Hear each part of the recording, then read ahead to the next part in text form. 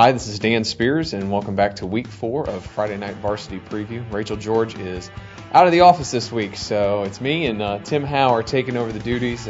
Rachel will be back on Friday night. She'll be here for the flashback show.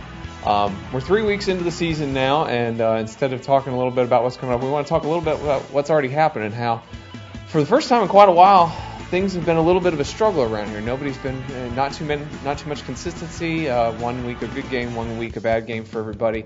And Tim, what do you think is one of the reasons that teams maybe haven't lived up to what we're used to seeing in recent years? Well, I think a couple reasons. Just for starters, we've had a couple new coaches take over at South Columbus and at South Brunswick. Even though they were assistants last year, still you got to put in your own little new systems and tweak some things here and there. And players just trying to get adjusted. Same thing with Ashley too. They've got a new coach, and so just stuff like that. But also I think just a lot of inexperienced players, and we were talking earlier about how most of our players that are college material or college bound are on the line and not at skill positions, which is something that we're not accustomed to. We've had some really good running backs, some really good quarterbacks in this area in the past, and they've been able to put up some points and lead their teams, but this year it's a little different. Yeah, and there have also been a couple of injuries in there too. Hoggard is now back down to one quarterback again. They had one quarterback. They had two quarterbacks for about a quarter and a half, and now they're back down to one again. A place where they've churned them out regular, on a great basis, and now they're struggling a little bit there. What do you think is the one thing that teams around here can do to get back on the wagon a little bit? Well, I think just as the season goes along, just consistency and getting that practice in and just starting to work together. I think just by practicing and just kind of churning and just getting going. Still early season. 3 weeks isn't going to make or break your season. Even if you started 1-2 right now, you can turn things around pretty quickly. And we've seen some teams do that in the past. We've seen some teams start really fast and go downhill quickly, and we've also seen some teams start slow and they're able to bounce back. Definitely. Now on to our game of the week this week. There are several interesting matchups on the schedule. One of the teams that actually is playing well around here, New Hanover, plays Southeast Raleigh this week at Legion Stadium. Southeast Raleigh is 13 in the state according to Carolina Prep's top 25. This is a huge matchup for New Hanover, really legitimized, but it would have been a great start for them.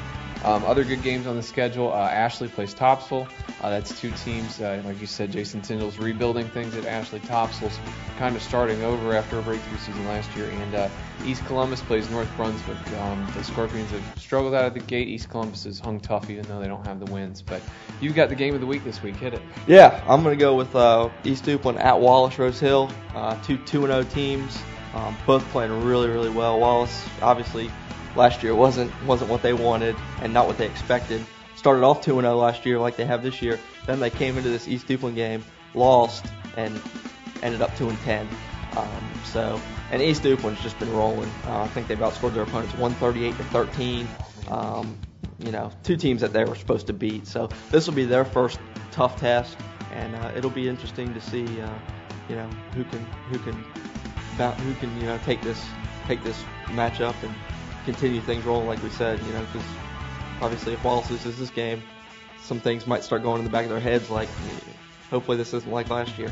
I don't know if they think that they can win this game because this is East Duplin's a good 2A school. Wallace is still figuring things out, but the Coach Price, I think if they stay competitive and he sees some things that come out of here, I don't think that they'll fall off the wagon like they did last year. But either way, that's the most intriguing game of the week for sure. So. Other games on the schedule this week, we've got Harrell's Christian is at Mount Zion. Q Prep School out of Charlotte plays at Hoggard. That's a interesting non-conference matchup for the Vikings after last week's big struggle against Jack Britt. Like we said, Ashley plays at Topsail. Dixon is at Swansboro. Clinton continues its little trip through the area. They play at East Bladen. The Dark Horses have kind of been taken apart by a couple teams around here. East Duplin at Wallace Rose Hill. You've got Laney at West Brunswick. West Brunswick with Alfie Hill, who verbally committed to Alabama on Wednesday. And they played pretty well last week in shutting out South Brunswick. Southeast Raleigh is at New Hanover, and East Columbus is at North Brunswick. That's a big rebound game there for North Brunswick. They've got to get things rolling. Yeah, they really do need to figure that one out before Waccamaw Conference play begins. That's a really interesting matchup for them. South Robinson at Pender. Union is at Jones Senior. We've got St. Paul's at West Bladen. Trask coming off a huge win last week. They play at West Columbus. Yeah, I mean, that's another one. West Columbus, I don't think, has a win this year either. So, Trask, 2 wins in a row. When's the last time they've had back-to-back wins? It could be a really big turning point with their season.